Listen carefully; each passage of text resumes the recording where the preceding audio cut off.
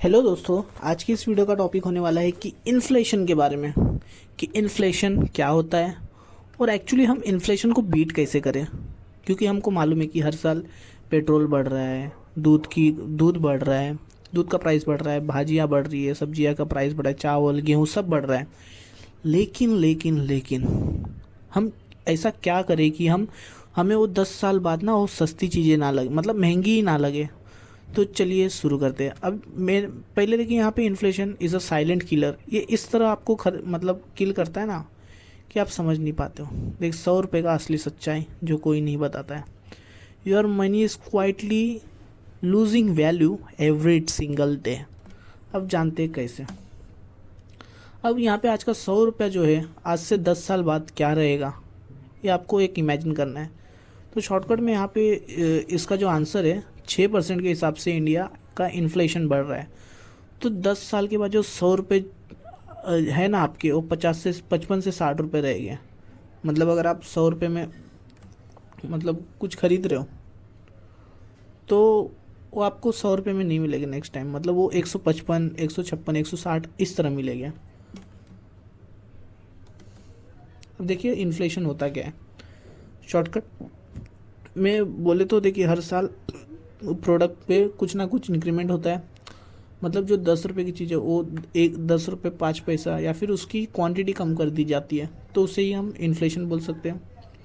तो इसी तरह जो 100 रुपये, उसकी भी वैल्यू कम होती है, क्योंकि अब उसे कुछ ख़रीदना है हमें, वो 100 रुपये में नहीं मिलेगा, 110 में मिलेगा, 120 में मिलेगा।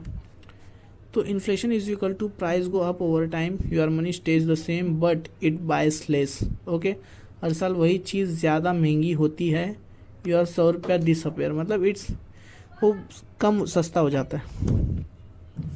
अब यहाँ पे रियल लाइफ एग्जांपल मैं आपको देता हूँ। 10 साल पहले अगर दूध की प्राइस ले तो 30 रुपये लीटर थी। अब देखिए 65 रुपीज़ लीटर आपको मिलता है। 10 साल पहले अगर पेट्रोल की बात करें तो 70 रुपये था, अब 106 रुपये पेट्रोल है। अब थाली 50 रुपये थी किधर किधर, अब लग्जरी थाली 120 में आती है। ओके, अब रेंट जो था 1 BHK का, वो लगभग 5,000 था किधर किधर, अब 12,000, 13,000, उससे भी महंगा महंगा हो गया है। अब देखिए यहाँ पे एक इमेज दी गई है। ओके, उस समय 100 रुपये में आप क्या क्या ले लेते, पेट्रोल ले सकते थे, स्नैक्स ले लेते थे, थोड़े बहुत अंडे दूध ये सब ले लेते। लेकिन 10 साल बाद आपको क्या मिलेगा? सिर्फ हो सकता है आपको मिल्क मिल जाए आधा लीटर, चिप्स के पैकेट ले ले 2-3। देखिए 6% के हिसाब से इन्फ्लेशन जो बढ़ता है ना, तो वो उसको आपको ध्यान में रखना ही पड़ेगा। क्योंकि आप खाली ये सोच रहे हो कि महंगाई बढ़ रही है, जब तक वो आपके पॉकेट पे इफ़ेक्ट नहीं करेगा ना, तब तक वो आपको नहीं समझेगा।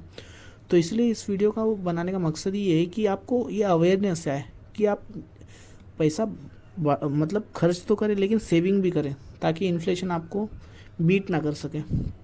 अब यहाँ पे सैलरी बढ़ती है पर खर्च उससे ज़्यादा। अब देखिए आपका 8% का सैलरी हाइक हुआ, लेकिन आपका जो ये रहता है कि मतलब 10% आपका एक्सपेंसेस बढ़ जाता है कुछ किसी भी चीज़ में, और उसमें 6% इन्फ्लेशन आता है। तो इस तरह की बातें ना होती है। तो आपको ये ध्यान में रखना है कि आपको थोड़ा SIP भी चालू करना है। देखिए मैं अगली चीज़ में बताता हूँ, बिगेस्ट मिस्टेक क्या है आपका, कि आपसे 3 से 4% के लिए उसको सेविंग अकाउंट में रख देते हैं। इन्फ्लेशन वैसे ही 3 से 4% का लेता है, नेट लॉस आपका 2-3% हो जाता है, मतलब सेविंग में भी आप लॉस में हो। अब द सॉल्यूशन क्या है?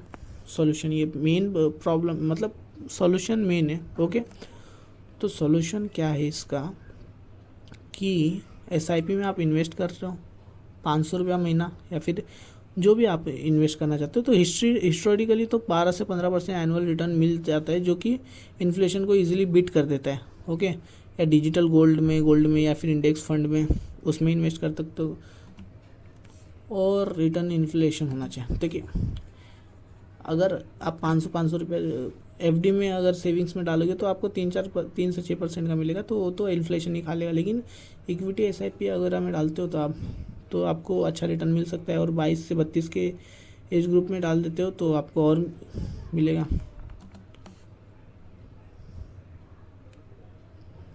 और कोशिश करें कि आज के आज ही ट्राई करने का। ओके, रिमेंबर दिस ऐप आप इस्तेमाल कर सकते हो ये सब। Thank you for watching this video. Channel को सब्सक्राइब करें। वीडियो पसंद आया तो